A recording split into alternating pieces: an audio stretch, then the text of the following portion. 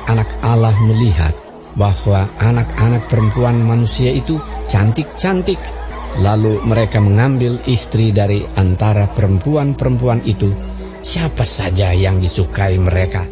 Halo teman-teman, selamat datang ke channel saya Forgiven Soul. Nama saya Dede.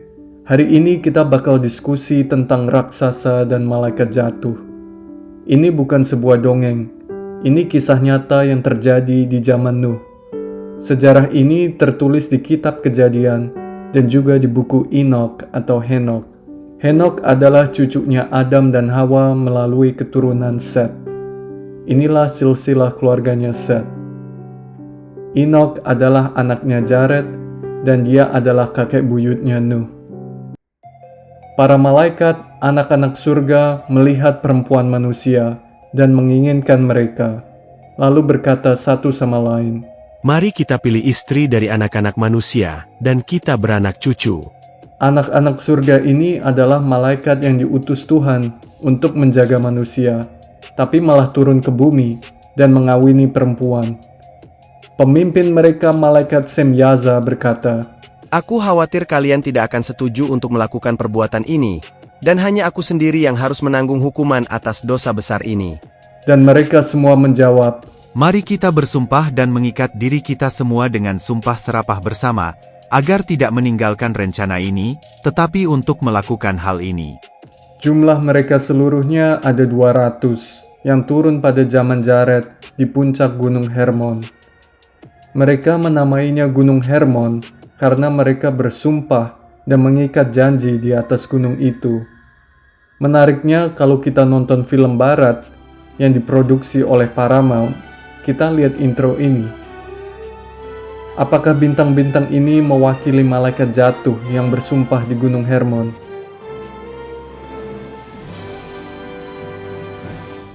Inilah nama-nama pemimpin mereka. Mereka adalah pemimpin kelompok yang terdiri dari 10. Totalnya ada 200 malaikat. Nomor 200 ini menarik karena kalau saudara Google kawah meteor di dunia, ada sekitar 200. Apakah ini hanya kebetulan?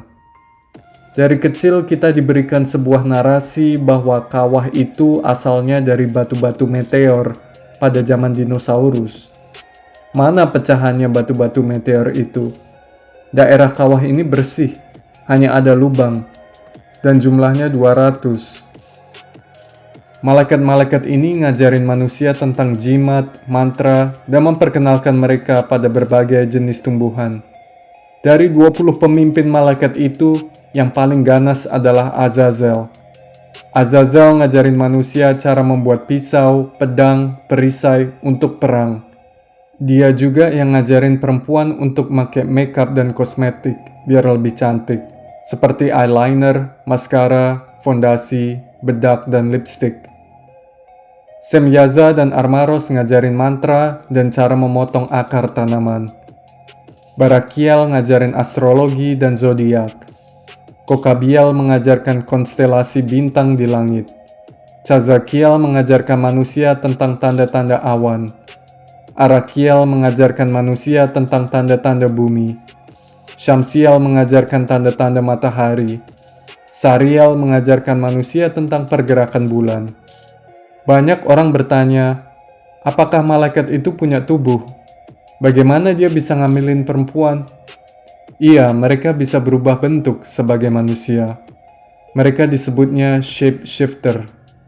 Mereka punya kekuatan seperti mistik di film X-Men. Di cerita Sodom dan Gomora, malaikat yang dikirim Tuhan untuk menyelamatkan Lot itu bertubuh.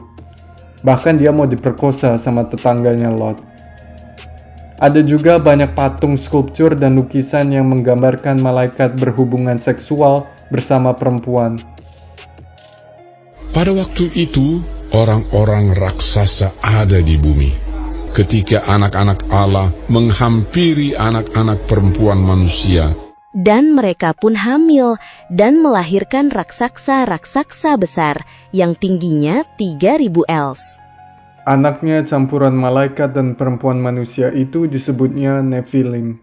Menurut saya, Hercules putranya Zeus adalah seorang Nephilim.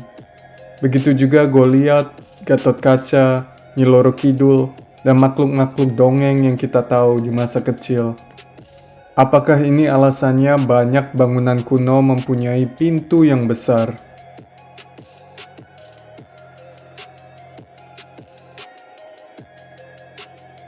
Bahkan kalau kita lihat hieroglif Mesir, ada penggambaran orang-orang raksasa. Apakah raksasa-raksasa ini yang membangun piramida? Mana mungkin orang seperti kita bisa membuat piramida? Satu batu balok aja beratnya 1 ton. Negeri yang telah kami lalui untuk diintai adalah suatu negeri yang memakan penduduknya. Dan semua orang yang kami lihat di sana adalah orang-orang yang tinggi-tinggi perawakannya. Juga kami lihat di sana orang-orang raksasa. Dan kami lihat diri kami seperti belalang. Raksasa-raksasa ini menghabiskan semua hasil jerih payah manusia. Ketika manusia nggak mampu menopang mereka, raksasa berbalik melawan dan memangsa manusia. Dan mereka mulai berbuat dosa terhadap burung-burung, binatang buas, reptil, dan ikan, dan saling memakan daging satu sama lain, dan meminum darah. Nephilim ini juga mencampur DNA manusia dengan binatang, seperti Sphinx, Anubis, dan Horus. Dan timbullah banyak kefasikan, dan mereka melakukan perzinahan. Dan ketika orang-orang itu binasa, mereka berteriak, dan teriakan mereka sampai ke surga. Kemudian malaikat Mikael, Uriel, Rafael, dan Gabriel memandang dari surga dan melihat banyak darah tertumpah di bumi. Mereka berkata kepada Tuhan, Tuhan, Engkau melihat apa yang telah dilakukan Azazel, yang telah mengajarkan segala kejahatan di bumi, dan Semyaza, yang Engkau telah berikan wewenang untuk memerintah atas rekan-rekannya. Dan mereka pergi kepada anak-anak perempuan manusia di bumi, dan tidur dengan para wanita, menajiskan diri mereka sendiri, dan mengajarkan mereka segala macam dosa. Para wanita telah melahirkan raksasa, dan seluruh bumi pun dipenuhi dengan darah dan ketidakadilan. Dan jiwa-jiwa orang yang telah meninggal sedang menangis dan menyampaikan permohonan mereka di gerbang surga. Dan Engkau, Tuhan yang Maha Tahu, membiarkannya terjadi. Mengapa Engkau tidak memberitahu apa yang harus kami lakukan? Lalu Tuhan mengutus malaikat Uriel kepada putra Lamek dan berkata, Pergilah kepada Nuh dan katakan kepadanya atas namaku, sembunyikanlah dirimu, dan beritahu dia akhir yang akan datang, bahwa seluruh bumi akan dihancurkan. Perintahkanlah kepada Nuh agar ia dapat melarikan diri dan keturunannya dapat dilestarikan untuk semua generasi di dunia. Banyak orang bertanya, mengapa Tuhan tega membanjirkan dunia? Sekarang kita tahu alasannya, bahwa di zaman Nuh, dunia sudah penuh dengan dosa. DNA manusia sudah tercemar. Hanya tinggal DNA Nuh yang masih murni. Dan Tuhan berfirman kepada malaikat Rafael, Ikat malaikat Azazel tangan dan kakinya, dan lemparkan dia ke dalam kegelapan. Dan buatlah sebuah lubang di padang gurun yang berada di Dudael, dan lemparkan dia ke dalamnya. Letakkan di atasnya batu-batu dan tutupi dia dengan kegelapan. Biarkan dia tinggal di sana selamanya, dan tutupi wajahnya agar dia tidak dapat melihat cahaya. Pada hari penghakiman besar, dia akan dilemparkan ke dalam api. Ada lubang besar di Yemen yang disebutnya Well of Hell atau sumur neraka.